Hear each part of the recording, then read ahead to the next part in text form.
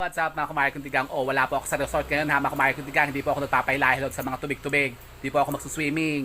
Nako, Biyernes Santo po ngayon. Bawal maglalabas-labas. Bakit? Ang gagawin mo?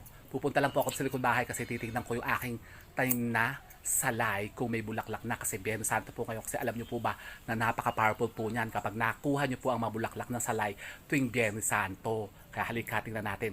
Baka namumulaklak na yung aking tanim na salay.